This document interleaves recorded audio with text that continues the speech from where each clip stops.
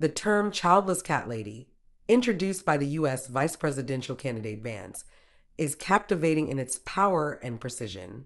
It not only reflects a specific demographic, but also brings sharp accuracy and social critique to the discussion. The phrase conjures an image instantly recognizable, especially within Western societal frameworks where stereotypes around women, pets, and family structures abound. In the original context, Vance used childless cat lady to characterize certain American social trends and the perceived demographic influence within political leadership. By linking this term with high profile political figures, Vance suggested a broader concern about family values and population priorities. He connected it to a critique of the Democratic Party, whom he claimed has fostered an environment of detachment from traditional family roles, emphasizing individualism at the potential expense of societal unity. According to him, those who choose cats over children represent a troubling shift away from family oriented, community centered values. For many, the comment resonated, aligning with conservative anxieties about social cohesion and a sense of national identity threatened by declining birth rates. This linguistic choice goes beyond a catchy phrase. It has an undeniable cultural resonance in America. Stereotypes surrounding cat ladies in the U.S. often portray them as eccentric, emotionally reclusive, and in this usage, perhaps narcissistic. Meanwhile, in a religiously influenced American society, the image evokes a caricature that seems to satirize traditional witch tropes, connecting it subtly to cultural anxieties about unnatural lifestyles that diverge from what some deem wholesome or conventional.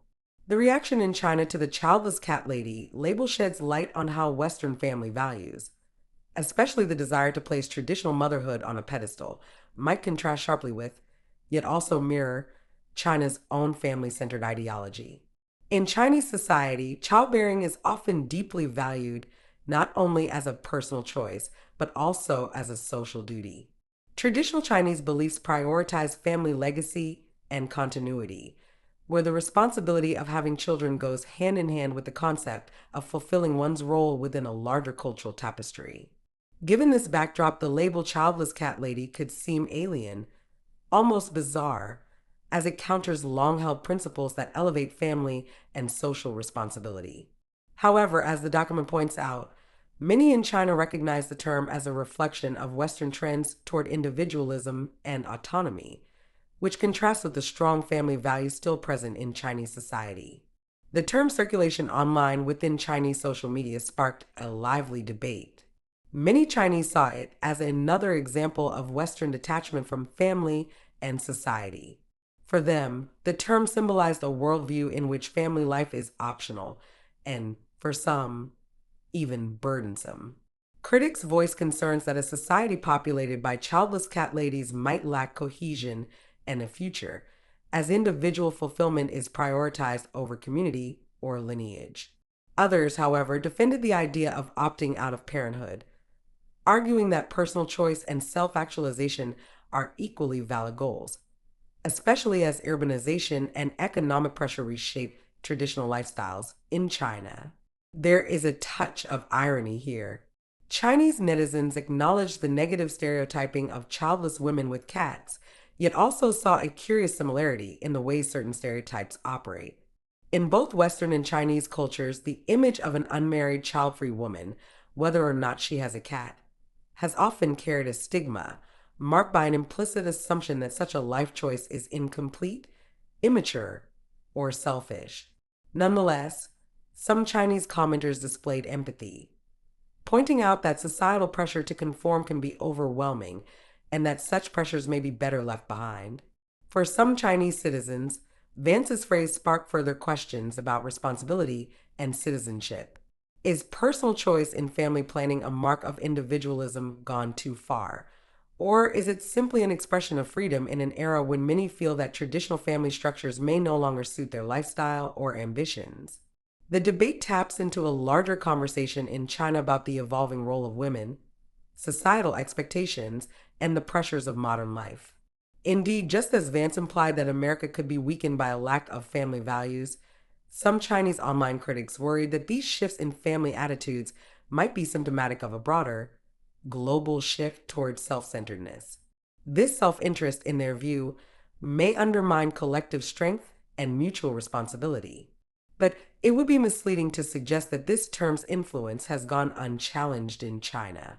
Many Chinese netizens countered the negative portrayal, arguing that terms like childless cat lady represent more than mere words. They serve as instruments in identity politics. They suggested that the phrase reflects an attempt to target and shame those who diverge from traditional family norms, particularly women, further illustrating the gender double standards that remain prevalent worldwide. In Chinese discourse, this has reignited interest in understanding the dynamics between gender, identity, and social expectations, especially as Chinese women become increasingly involved in public life and professional fields that may delay or even replace conventional motherhood. From a broader socio-political perspective, China's response to the childless cat lady terminology illuminates an emerging tension between traditional collectivist values and the burgeoning influence of Western individualism. As China modernizes and adapts to global economic models, its citizens grapple with questions about personal identity and public responsibility that often intersect in polarizing ways. There is also a growing awareness of how ideological narratives, such as those surrounding gender and family, can become battlegrounds for deeper societal issues.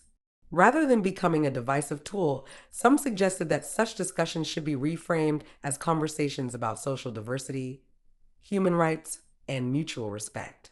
Ultimately, the term childless cat lady, while coined by an American politician for an American audience, offers a fascinating case study on how rhetoric can transcend borders and stir diverse interpretations and emotions.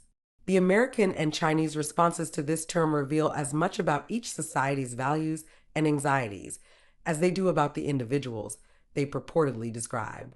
For Americans, the phrase taps into a broader debate over family values, responsibility, and identity. For Chinese, it raises questions about the global tide of individualism and what place, if any, traditional family roles have in the future. While the concept of the childless cat lady may seem frivolous to some, it resonates deeply with a contemporary audience and prompts a range of questions that speak to the core of societal values. If anything, this term reminds us of the power language has to reveal our deepest insecurities and aspirations, and of the ongoing, worldwide negotiation between individual choice and collective duty.